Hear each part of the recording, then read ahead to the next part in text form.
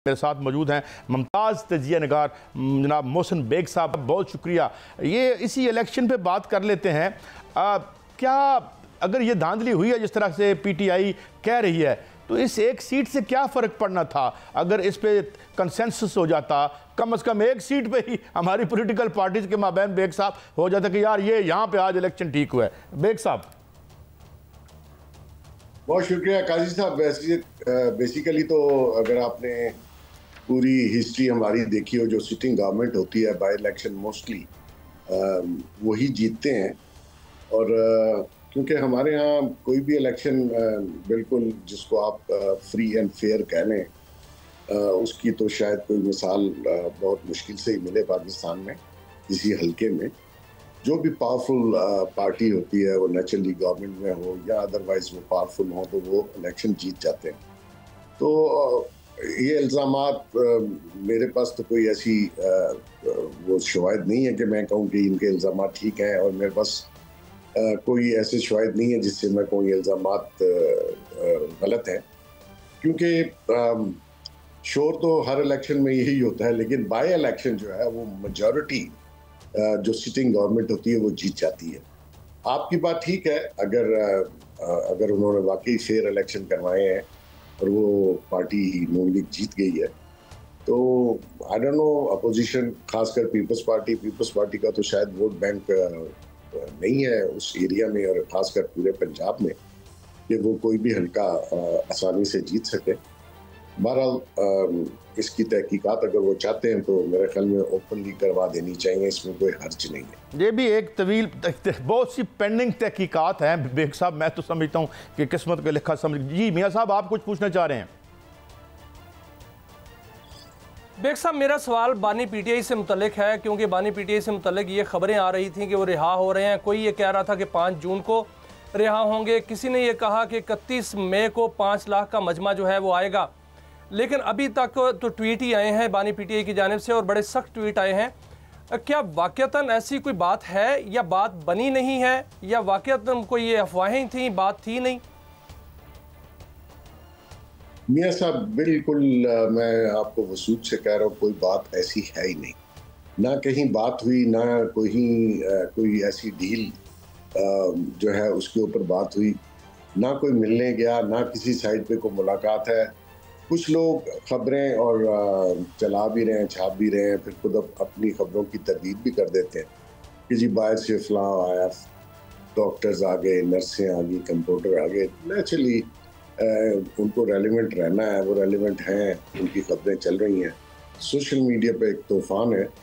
तो बेसिकली मैं आपको बता दूं, उनकी रिहाई एक ही सूरत में मुमकिन है, वो कोर्ट्स के ज़रिए है। तो अभी तो उनके 2 केसेस अंडर ट्रायल हैं, एकदम ना बेल होनी है ना अपील होनी है, तो बाहर आने का तो फिलहाल कोई चांस नज़र नहीं आ रहा। ख्वाहिशात अपनी जगह, लेकिन चांस नहीं है। लेकिन बेग साहब ये जो जी मियाँ साहब, मैं बात कर लूँ या आप कुछ सवाल काउंटर क्वेश्चन करना चाहते हैं? बेग साहब, मियाँ साहब। जी प्लीज़ काजी साहब। अच्छा बेग साहब, एक नाखुशगवार करें, काजी साहब सवाल करें। जी शुक्रिया। एक नाखुशगवार सूरत हाल तो है कि एक तरफ हमारा पावर स्ट्रक्चर है जिसके लिए वो लोग कोई काबिल कबूल नहीं है, और दूसरी तरफ एक पीपल सेंटीमेंट यूँ लगता है कि लोग खुश भी नहीं है। महंगाई है, ऑलरेडी मज़ीद महंगाई होने जा रही है। अगर ये डुअल ख़रीदारी का सिस्टम लेके आते हैं तो हुकूमत से तो लोग खुश। बेग साहब आप साफ़ी हैं, आपकी भी लोग नब्ज़ पे हाथ होता है। People are, I don't think कि people are very happy with this dispensation. तो कोई वाया मीडिया होना चाहिए, और कोई कहानी आगे की तरफ बढ़ेगी, या स्टेल मेट ही आपको नज़र आता है ता हद नज़र? बेग साहब ऐसा बड़ा मुश्किल होता है कि कोई भी गवर्नमेंट आवाम को कुछ कर जाए, खासकर जब मुल्क के हालात फाइनेंशियली इस नहज पे हों कि जहां आपकी बैंक करप्सी होने वाली थी, जहां आपकी एलसीज नहीं खुल रही थी, जहां आपके पास बैंक डिफ़ॉल्ट होना था आपने। तो अभी कुछ हालात बेहतर हैं। नेचुरली आवाम को रिलीफ जो है पास ऑन नहीं हुआ, और हो सकता है अगले बजट तक ना हो।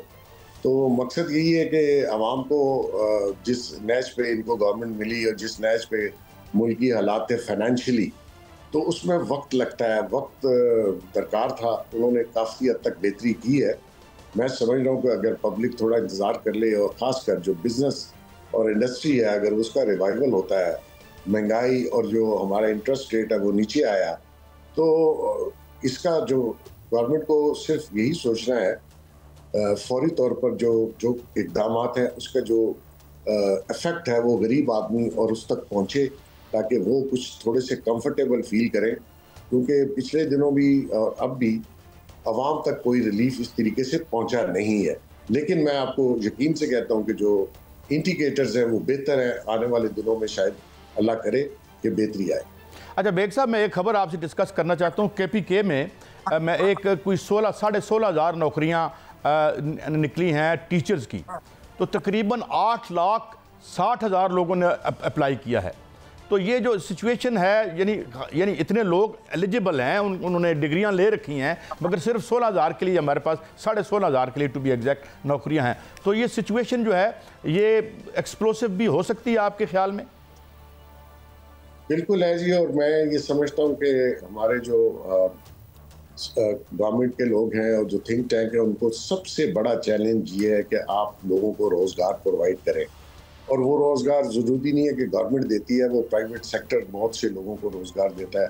अगर हमारा इंडस्ट्री चल जाए, हमारे कारोबारी लोग कंफर्टेबल हो जाए, इन्वेस्टमेंट शुरू करें और एक बिज़नेस चल पड़े, तो बहुत से लोग ऐसे जो बेरोज़गार हैं उनको जॉब मिल जाएगी। और अगर ऐसा ना हुआ तो मैं समझता हूँ कि बेरोज़गारी जो है हर बंदे के घर में एक जो है मुश्किल हालात पैदा किए हुए हैं। एक सवाल है कि जो ये खबर है कि पार्लियामेंटेरियन कुछ पार्लियामेंटेरियंस ये कह रहे हैं, बल्कि ये खबर है कि बानी PTI के हवाले से जो जनरल फैज़ हमीद हैं वो वादा माफ़ गवाह बनने को तैयार हैं या शायद बन चुके हैं। तो इस हवाले से अगर ये बात ठीक है तो फिर क्या बानी PTI का केस जो है वो मिलिट्री कोर्ट्स में जा सकता है? तो सर क्या आपको लगता है कि जो जनरल फैज़ हमीद हैं वो उनके खिलाफ वादा माफ गवाह बन जाएंगे?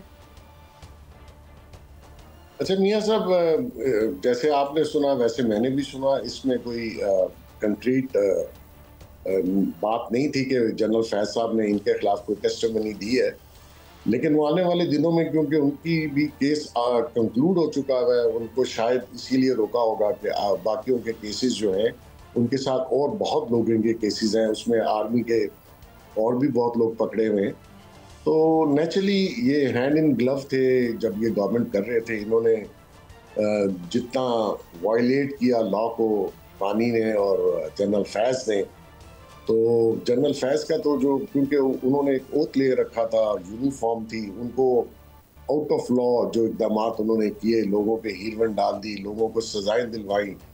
इमरान के कहने पे किसी अपने ओपोनेंट को नहीं छोड़ा, इवन खवातीन, ये फरियाल बीबी को उठा लिया गया, मरियम नवाज को जेल में डाल दिया गया और कोई ओपोनेंट नहीं छोड़ा।